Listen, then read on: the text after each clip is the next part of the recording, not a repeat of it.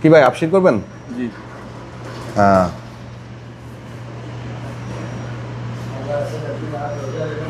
হয়ে গেছে, আবার দেন। এই যে খেয়াল রাখবেন, আপনাদেরকে একটা তথ্য জানাই রাখি, যখনই আমরা কোনো আপশির মেশিনে যখন আপশির করতে যাবেন, আশেপাশে যদি কোনো লোক থাকে তাদের সাহায্য মোটেও নেবেন না, কারণ তাদের সাহায্য নিলে আপনি বিপদে পড়বেন। এরকম আপনার একবার আপনার ফিঙ্গার নেওয়ার পরে তারা পুনরায় আপনার ফিঙ্গার নেবে, তারপরে তারা কি করবে, হয় তাদের মোবাইল নাম্বার অ্যাড করে ফেলবে, অথবা কোনো না কোনোভাবে আপনার সিম কার্ড জালিয়াতি করবে, অথবা আপনাকে অন্য কোনোভাবে বিপদে ফেলবে। আমাদের বেশিরভাগ প্রবাসীরা বিপদে পড়ে কীভাবে জানেন? যখন আপশির করতে যায় তখন দেখা যায় যে আশেপাশে কেউ থাকে, তাদের সাহায্য নেয়। তো তারা তো নর্মালি প্রতারক, তারা ভালো করে জানে যে কিভাবে কি করতে হবে। তো আপনি যখন আপশিরটা করে চলে আসেন, দেখা যায় তারা ওই মোবাইল নাম্বারটা আপডেট করে ফেলে আপনার থাকা অবস্থায় আপনার দ্বিতীয়বার ফিঙ্গার নেওয়ার সময়।